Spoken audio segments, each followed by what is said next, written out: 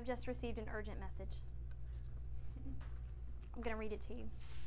Ladies and gentlemen, I have news of epic proportion. The unthinkable has happened. A zombie virus is overtaking the world. Oh, dear. At first, scientists believed the virus was transmitted only by bite. Now they realize that it's actually airborne. Currently, it has swept through most of the United States and is headed to Georgia. It's expected to arrive as soon as the end of the week. I know it sounds unbelievable, but this is our reality. We are lucky we live so close to the Center for Disease Control, the CDC, because one of the most renowned zombie virus experts and doomsday preppers, Dr. Joivich, has been able to create a vaccine. Unfortunately, he has a limited number of vials, and he has decided the only hope of continuing the human species is to identify qualified candidates with whom he will share his vials and his compound. This compound will keep the survivors safe until the virus dissipates. He has deemed certain communities as survivor communities. Ours is one. To survive, you must write a persuasive letter to Dr. Joivich and the selection committee, convincing them that you are a worthy candidate for the vials and the compound. In alignment with the democratic process, each of you is a member of that committee and will vote on the most effectively persuasive and deserving citizen. Dr. Joivich and the selection committee are looking for 3 worthy candidates in our community. Only 3 of us. Will it be you? Well, this depends on your rhetorical abilities. In order to be persuasive, you will need to consider the elements of communication, those soapstone. You will need to incorporate Aristotle's appeals, and you will need to include multiple persuasive techniques. May the best man or woman win. So what we're going to do is you are going to need to write a letter. Now, this letter has some elements of argument in it, in that you're going to have to consider what opposing people might say.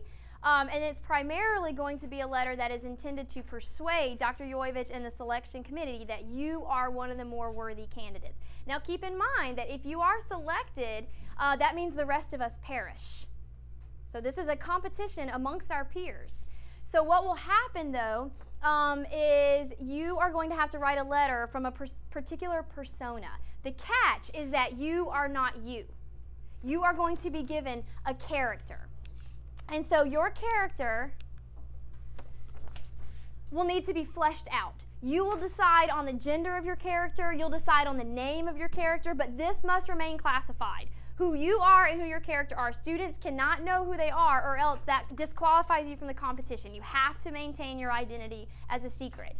You're going to complete a character identification form, which I'll give you in a few minutes, and then you will write a letter to Dr. Joivich and the selection committee to try to convince them to let you to be one of the survivors. And your instructions will explain to you that you need to consider the soapstone, you need to have at least 2 appeals in there, and you need to have at least 4 techniques. And once you use those things in your letter, you're actually going to use Microsoft Word's comment function to show us where you use them. So let me give you an example of a sample character. Let's say that you are a 41-year-old dentist with severe diabetes. Okay? So what are some of the pros of this character? You're a 41-year-old dentist, severe diabetes. What are some of the pros? You have skills of a dentist. You could go clean people's teeth and all that. Okay, so dental hygiene might be something we want to carry with us into this new world. What are some of the other pros, Bernadette? You have medical background and medical knowledge. Ooh, because dentists go through med school, correct? So they have medical background. That's good. Madison? Well, he's 41, so he's been on the earth a long time, so therefore he has experience in different things other than just dentistry. Ooh, life experience. Good. Caden? He can pass his training on to other people. He could teach other people these really important skills, and I guess he's young enough that he's still got some time to teach people. And he has surgical skills too. Surgical skills as well. Like, he has a plethora of valuable skills that we could use. Now, what are some of his cons that he's going to have to contend with? His selection committee is going to see some pretty obvious struggles here. So what are some of the cons that he's going to have to address and consider? Hammett? Diabetes can lead to blindness and the need for amputation, so that would be a problem. Okay, so there can be severe health complications for someone who struggles with diabetes? He's 41, so he's not as young as he could be. Ooh, he's 41. So while he's still young to some degree. He's probably not one of the youngest people involved in the application process. Manny. The group members in the group that the doctor goes to would have to compensate for his diabetes, such as making runs to compensate for his diet and his medicine to keep him alive. So that's one thing that would have to be taken into consideration, right? Is it possible to get the medication and things that he will need for the remainder of the time at the compound? Did you have something too, Caden? Yeah, all that medication stuff, like we don't know how long that would last for, like how that that's true. would be effective. And we don't know how long necessarily they're going to be in that compound, right? So that could run the risk then of people having to make runs and that sort of things. So this character has obvious pros and obvious cons. In your letter, if this is you, you would have to decide on a gender, you would have to decide on a name for this character and flesh out some of the history and abilities of this character. But you primarily have to stay within these boundaries. You cannot change any of these things, and you cannot choose not to address anything. So you can't just leave out the fact that you are struggling with this disease, right? You would have to include that. Okay, so the first thing that we're going to do is I'm going to give you the instructions, and then you're actually going to randomly choose your characters from slips that I give you. Okay? Okay, so everybody take one. And whatever one you have, that's your character. Okay. Oh gosh. And then as soon as you get your character, go ahead and start brainstorming. I suggest the pros and cons list. So you'll need some notebook paper, or you could also start on the back of your instruction sheet. In the zombie apocalypse writing assignment, the students are asked to take on a persona, so they're given a character's traits, and it's usually an age and then two other traits. One of them tends to be a strength and one of them tends to be a weakness. And the students are asked to flesh out this personality and compose a letter to Dr. Yoyevich from the CDC and the selection committee, and convince them that they should be members of they should be the survivors. And so they have to use those skills of rhetoric. They have to use those appeals and those techniques. And metacognitively, I have them show me what they've actually learned by using Microsoft Word's comment function to annotate off to the side where they've used those appeals and techniques. I have them annotate often. Like I said, for metacognitive purposes, just to have the students thinking about their own thinking. Also, just from a logistical standpoint, it makes it easier for me to grade their writing when they point out to me the things that they've done instead of it being like a treasure hunt and me trying to find it.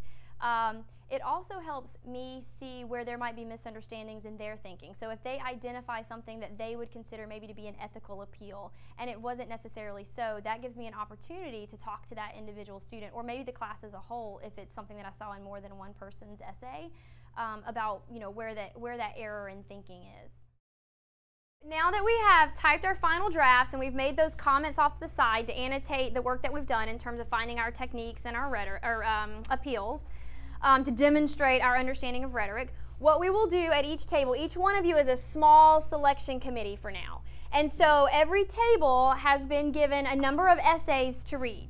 So you're going to read these letters and within your table have good in-depth discussion about the rhetoric of each of these letters. Is this one a good candidate? Why or why not? Try not to pay so much attention necessarily to the traits that candidate was given as much as to the rhetoric, the way in which they use the information that they have and the way in which they're trying to persuade their audience and make their arguments. Because after all, this is a lesson in rhetoric, not the things that were handed in life, right? So in your tables, talk about each one of these letters. You'll read them silently. We'll have a couple of minutes to do that, and then you'll talk about each one and narrow it down. And every table is going to narrow it down to 2 finalists. We will read those finalists aloud as a class, and then every group will have ballots for each individual, and you'll all vote on the one that you think was the winning one. And the ones with the top 3 votes are the ones that will be our winners, and the rest of us will simply perish. Okay? Any questions? All right, so let's go ahead and read the first one. Make sure everybody in your group has the same first one. Let's go ahead and read the first one silently to ourselves. You may write on these if you want to take some notes. So once your group is finished reading, you guys can go ahead and start talking about it. Okay, so in this essay, the Claudia Bernier, Brene, she starts off and Right, gets thoughts right to about the this? point. She's like, Talk you it should out. choose me to live in your community. And I think that was a strong point just to come on very like To the subject purpose. Yeah. Like to Cool, but I know it may not seem like much, but I can still do this, this, and this. she still has a lot to bring to the table. She also uses like community a lot. Like it's excessive.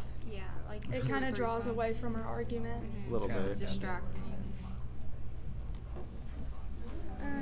The whole diatribe about being a young person is better than being an old person felt a little extra in there. Yeah, it's not necessarily the case. So it was almost just like it wasn't needed. She also really depended on the fact that she has a GPA of 3.95 to try Yeah. to be like, look at me, I have an education. Yeah. Yeah. Let me in so I can educate other people, and she used that as a main pillar for her argument that wasn't But, going to be like- that And it strong. sounded really redundant too. We like could she use kept- a teacher instead of someone just not even like graduated high school yet. Yeah. Yeah. She didn't really like address the counter argument there by Yeah. saying like she may have like book smarts, but she doesn't have a lot of life experience. All right, come to a stopping point on this first letter. And then when your group concludes that discussion, let's go ahead and move to the reading of the next letter. Make sure you all have the same letter. You're all reading the same one at the same time. So one of the benefits of the way that we choose the survivors for the zombie apocalypse letters is that students know that they're going to read one another's writing. And I think that holds them more accountable, and I think it makes it more likely that they're going to turn in quality work, not just because I'm grading it, but because they know that their peers are going to be reading this. And eventually we will know who the identities are for each of those individuals. And so I think it encourages them to turn in their best thinking. Once you see that your group is finished, go ahead and start discussing it. Remember that we're looking at the quality of rhetoric. Alright, the first thing I noticed, although it's later in the paper, is he uses the same exact appeal that this girl Claudia did. Unlike older candidates, I'm young, agile, physically fit, and ready to work. But in his paper, his use of rhetoric made it a more logical appeal. Yeah. And he said it like much nicer. Yeah. I Also, like that he complimented the audience.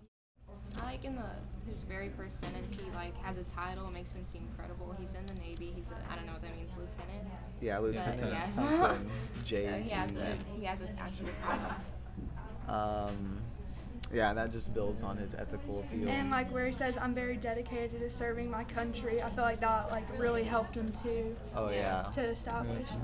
Near the ending of the second paragraph, he said that he won an actual award for the like giving hard evidence. Southeastern Agricultural Conference. That just showed, and then he said, "I spent years perfecting this process." That just shows how dedicated and how Yeah, like a dedicated worker. And he gives like shows examples of perseverance. how he really is good and Yeah. how Yeah, it will he be gave like a beneficial. lot of detail. And the fact that he is a lieutenant, he's an officer, that's also important in showing that he does have a leadership role And and he he's is in young. leadership. Yeah. And he showed that he has very good tactical skills and whatnot. Also, like throughout the essay, he like puts in little like comical like annotations. Like in the second one, he says, by providing the one thing every living person and every unliving person needs, food. Like he's addressing the threat and he's like making light of the situation. Yeah. And like he's kind of put his audience at ease. So come to a stopping point on this last I letter really think and start talking in your groups about what your final two are going to be. Like what are going to be the two semifinalists that move on, and then we'll work with those as a class. So let's make some decisions. I really think our best two were. The seed of this idea came from a teacher that I worked with years ago. This idea of giving them characters and having them write from that perspective, and then over the years I altered it and it evolved into this zombie apocalypse and changed drastically, but that piece of it stayed the same. And so I think it's important that, and I really enjoy the fact that the students have some sort of strength and some sort of what might be deemed a weakness, because that's just true in life. And so it gives them an opportunity to think about how we do have to think about our weaknesses in terms of the strengths that they might bring to us. So, you know, maybe you have somebody who, I don't know, I think one of the characters has a learning disability. I think it's a senator who has a learning disability. So that person obviously has good leadership skills, and they must have a lot of charisma to have been elected as a senator, but at the same time they struggled with a learning disability. But the fact that they were able to be successful enough to become senator would mean that this person had to overcome obstacles.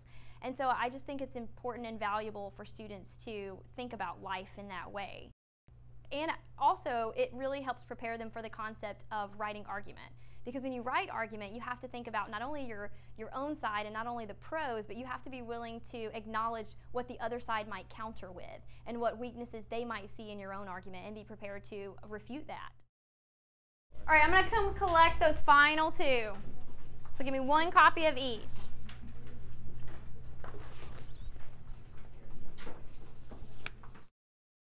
Now that we have our semifinalists, we really do move to continue in this democratic process. So what will happen is, because you guys turn these in electronically, I have the copies of them, so I will pull them up and we will have some volunteers read each of these. We'll talk about each of these in your groups, and then each one of you won't vote as a group, you'll vote individually on the ballots that I provide you with. Any questions? Okay, all right, let me pull these up. Selection day is a lot of fun because it's when the students finally figure out who will survive and who will perish. And it's obviously very dramatic and exciting for them. And so what we do is use the democratic process, because the idea is that's something that we would carry into this new society that we're creating.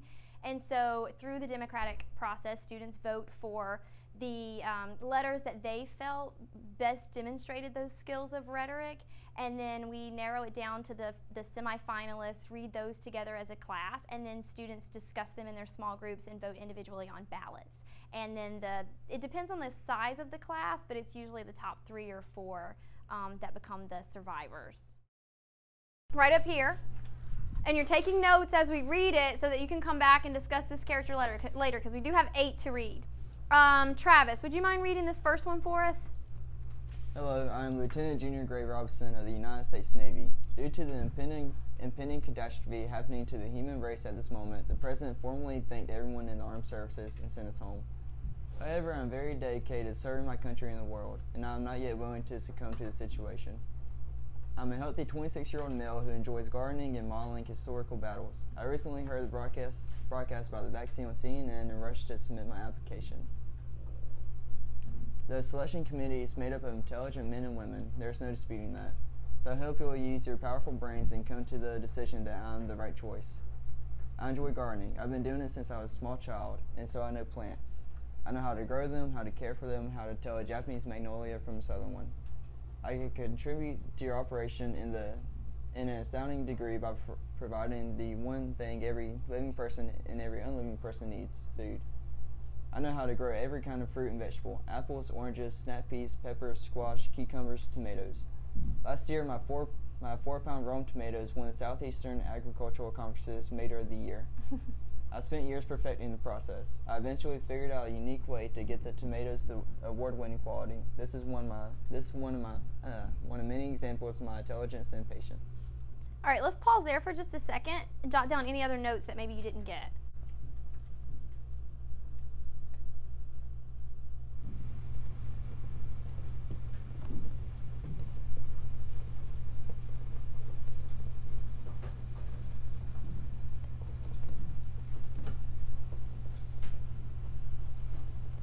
All right, go ahead, Travis. Another and perhaps just as useful way I can contribute is my leadership skills. I served in the U.S. Navy for 4 years before the world took a turn for the worst. This zombie scenario may not be much different from that. If I can lead a team of people across a hostile country after disarming a bomb, I can lead the human race through this. I hope you, Dr. Yorvich, and the rest of the selection committee made the right decision to preserve the human race. I wish you the best of luck. All right, finish up any notes that you have about your impressions of this gentleman. Remember, we're paying attention not only to his characteristics, but also to the rhetoric. One of my policies is that we write until it's right. And so that also encourages them to turn in better quality work from the beginning, because they know that if it's not the quality that I'm expecting, then they're just going to get it back and have to do it again. And at the beginning of the year, that can be a very timely process as they try to figure out what it is that I expect from them, but it gets much easier as the year goes on. So talk it out at your tables very, very quickly, just about 60 seconds or so, what your impressions are of this rhetorician. All right, come to a stopping point. We're going to move on to another one of our top letters. Sarah, would you mind reading this one for us? I believe you and the selection committee should choose me to live in the Survivor Community Compound. The Survivor Community Compound could benefit tremendously from the skills I have. I'm a 16-year-old girl who is still in high school. My intelligence can also be used to help create new ideas and supplies for the community. We aren't going to be able to leave the compound, so we will have to use what we have to make our supplies. I'm creative and intelligent, so that will help a lot. Now that we've read all 8 letters, we have to make some decisions. So remember that we're looking not just at the traits that that person was given, but we're looking at the quality of their rhetoric, because ultimately that's the purpose of this assignment. But in order to keep in line with democratic processes, we are going to need to narrow it down to 3 individuals. Each person will narrow it down to the 3. So in the middle of your table, you should have an envelope. Each one of you needs to take out a ballot. Take a couple of minutes. Really think about the 3 people that you're going to nominate and write those characters' names. Once you're finished, just fold it and slide it back into your envelope.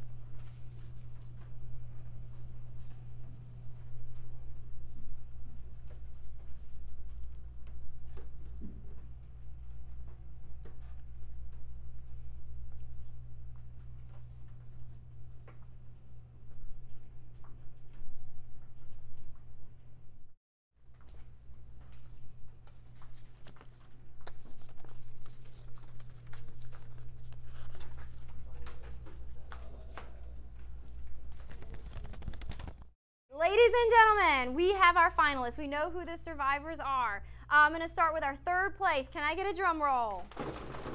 3rd place goes to Gloria Longfellow. Who are you? Stand up. Oh, it's Sam. She was the 39-year-old engineer with violent tendencies. Good job, Sam. All right, drum roll. 2nd place goes to Jonathan Stockington III. Stand up. 20-year-old college dropout who is technologically savvy. And finally, our 1st place goes to, drum roll, Lieutenant Junior Grade Michael Robertson. Ah, military officer with the failed mission who enjoys gardening. Very nice. Give everybody a round of applause. Okay, so let's talk about why these top 3 made the top 3. Does everybody remember these letters? Why did these top 3 make the top 3? What did they do that they did well? Give us some examples. Jane? Like personal stories in their letter. Okay, so they use the anecdotes. And what kind of impact does that tend to have on an audience when you can use a personal story, when you can pull in an anecdote? You can relate to it and understand what they're talking about. It absolutely makes that character more relatable, right? It makes them more human too, doesn't it? Which is something that we would want since, you know, the world's being taken over by zombies. Hammett.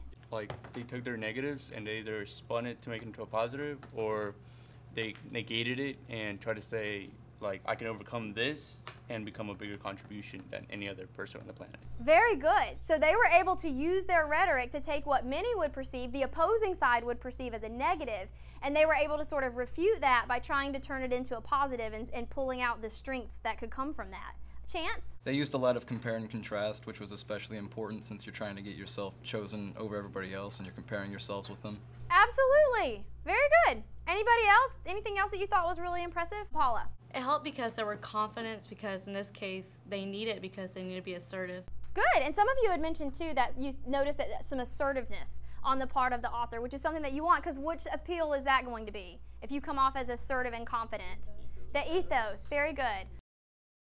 I know at the end of the school day that it's been a successful day if the students are more exhausted than I am. I think that my job is to work hard before they get here, preparing for them, so that when they get here, they're the ones doing the heavy lifting in terms of the thinking. So if they leave and they feel mentally exhausted, I think that it's been a good day. Another way that I can recognize whether or not I've had a good day is if I pass the dinner table test. So if students are going home and they're talking to their parents in positive ways about what's happening in the class, I think that I've done good things that day.